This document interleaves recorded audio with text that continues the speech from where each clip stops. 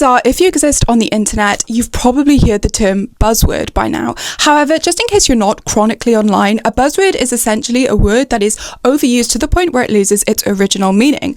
A really good example of this would be how the millennials, no offense, it was millennials, used the term OCD online in the 2010s. So for example, they would talk about stuff like, oh, I'm so OCD when organizing stationery, coloring stuff in, making things look aesthetic, when that's not what OCD is clinically at all. And so the word itself kind of lost its meaning because it was being used as a buzzword online by so many different people. So think of phrases like narcissistic, delulu, kind of intrusive thoughts. All of these things are actually very heavy words which have very serious and legitimate kind of stuff behind the meaning of them. However, when we look at them in the use of them online and how they're used in an online context, delulu is just kind of used as acting a little bit silly and not actual delusions.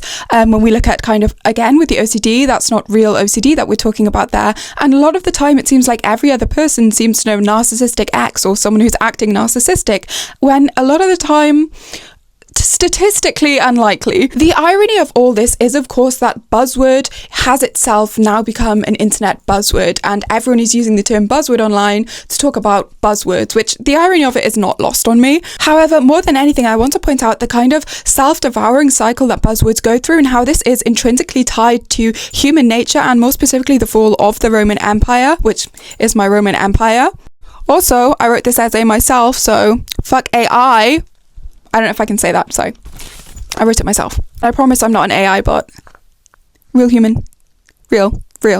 The best example of a buzzword that devoured itself would actually be the term pick-me-girl, which if you're online during the 2010s or early 2020s, you've definitely seen this term be used against a girl or used in some context online. Essentially, the pick-me-girl was originally made as a way to call out sexism that was happening amongst women and girls who were attacking each other.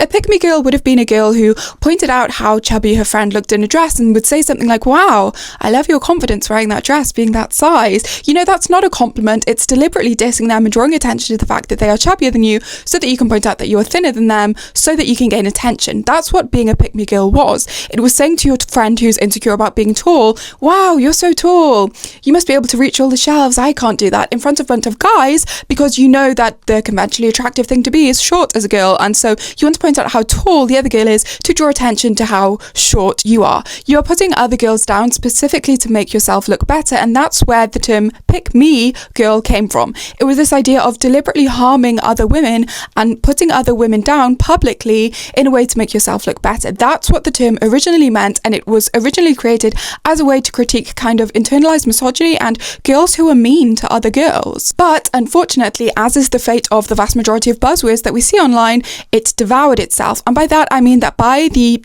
early 2020s, we were seeing everyone use the term pick-me-girl, a lot of the time just to bully women on the internet. People started to take the word and it expanded and it went all over the internet, it became viral, and people were suddenly calling any girl who had any difference in personality, difference in style, who liked maybe alternative music, dressed differently, had bizarre hobbies, maybe male hobbies, or hobbies that would be associated with males, stereotypically pick-me-girls. You must be pretending to like a male-dominated sport because you're a pick-me-girl. You must be dressing like that to prove that you're different to other girls, to prove that you're not like other girls, because you think you're like so much better. You are a pick-me-girl. Did they pick you yet? Obviously, the irony of all this is the people who ended up suffering were girls, women who went online and posted about their hobbies, their special interests, the stuff that they liked, the music that they liked, dressed differently. They were ridiculed and they were bullied online and called pick-me-girls when they were never actually putting other women down. It's just that the word had become a buzzword and lost all original meaning.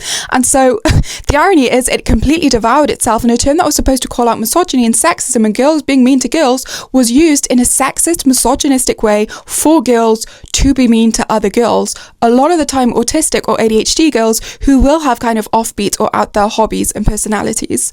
And that's exactly where the Roman Empire kind of comes into this situation, because when you think of the Roman Empire and how it collapsed in on itself and how human it was that it did collapse in on itself, it kind of does tie into TikTok buzzwords. And even though it sounds like TikTok buzzwords and the Holy Roman Empire wouldn't have that much in common, they are intrinsically linked by the Ouroboros snake, which is the serpent devouring its own tail.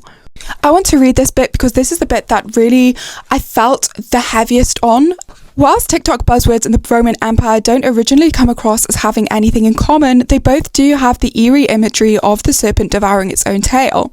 In the same way that buzzwords become viral by spreading across the internet, Rome became viral and had its success based on its expansion.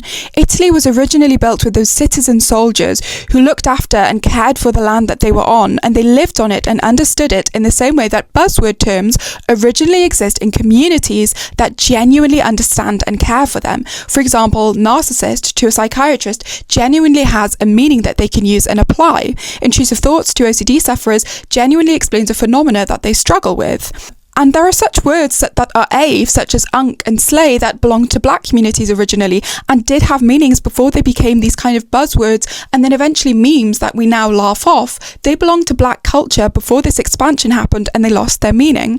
The actual meaning of buzzwords is the tail of the serpent, and this is the way that we kind of see it devouring itself. This is the original Roman citizen farmers who were the backbone and tail of Rome. Rome depended on them. However, Rome focused so much on expansion that the original farmers and landowners and the citizens there who were the backbone were kept away from their home and from their land so long that Rome fell into ruin. The land was bought up by the wealthy elite. The elite began to consume Rome in the same way that the internet users consume buzzwords for their own gain without actually understanding their meaning. The elite consume the land, the internet consumes the term, the head consumes the tail. The original meaning is lost, the loyalty of Rome is lost, the word becomes a buzzword.